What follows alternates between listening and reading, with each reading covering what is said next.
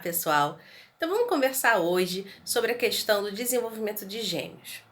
A primeira coisa que a gente tem que entender é que apesar de serem, na maioria das vezes, idênticos, eles se desenvolvem de forma autônoma. Cada um tem seu perfil de desenvolvimento.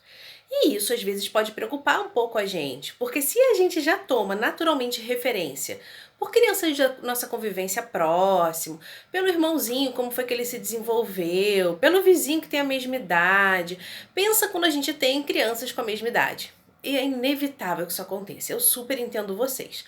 Mas, aí aconteceu, volta e lembra, eles são diferentes, são crianças diferentes, tá?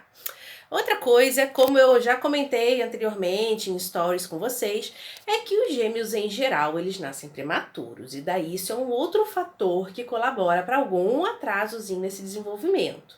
Não muito, mas muitas vezes colabora. Então temos que estar atentos a isso, essa idade de correção, esse gap que existe aí entre a idade que ele nasceu e a idade que ele deveria ter nascido. No primeiro ano de vida, qualquer mês faz muita diferença. O importante é que a criança consiga corrigir isso ao longo desse tempo, tá? Enfim, sobre a minha percepção e casos que acompanhei. Uma coisa que eu noto muito, quando chega pra mim é porque alguém tá em atraso, né? Ou um deles ou os dois.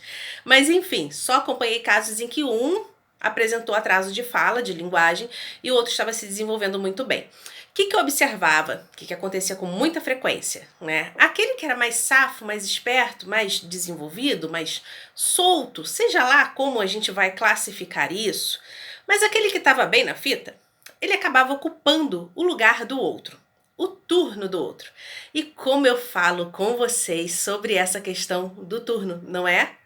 O turno de fala, o turno desse jogo simbólico que é a conversação, né? Que é a compreensão de como eu me comunico com as pessoas.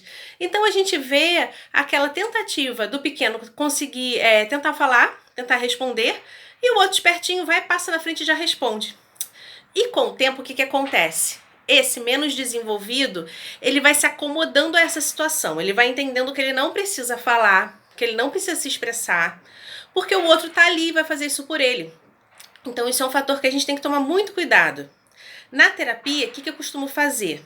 Claro, só vai pra terapia quem tá em atraso, mas tipo, depois que ele tá bem, sabe, tá bem engajado comigo, tá ficando numa boa, não pede pra sair, não chama pela mãe nem pelo irmão, eu começo a colocar assim, uma vez por mês os dois juntos comigo. Pra quê? Para que o outro, bem desenvolvido, entenda que aquele irmãozinho tem turno de fala, tem chance de fala. E funciona muito bem, é muito legal, sabe? A orientação à família também é fundamental nesse sentido, porque não é você ficar cortando aquele que tem poder de fala o tempo inteiro. Então, para que eu veja o seu irmão, não faz assim que eu veja o seu irmão, deixa ele falar, não sei o quê. Porque você também começa a trazer uma conotação pro menos desenvolvido, que ele não tá bom. E eu já falei isso para vocês na questão da disfluência, se não me engano, sobre a criança incorporar esse personagem de que não falo bem. O quanto isso é grave para ela. Então a gente tem que ser muito discreto, a gente tem que tomar muito cuidado com o que a gente fala e o quanto a gente fala. Mas sempre que possível, promover esse espaço de fala, de interlocução, àquela criança que tem mais dificuldade.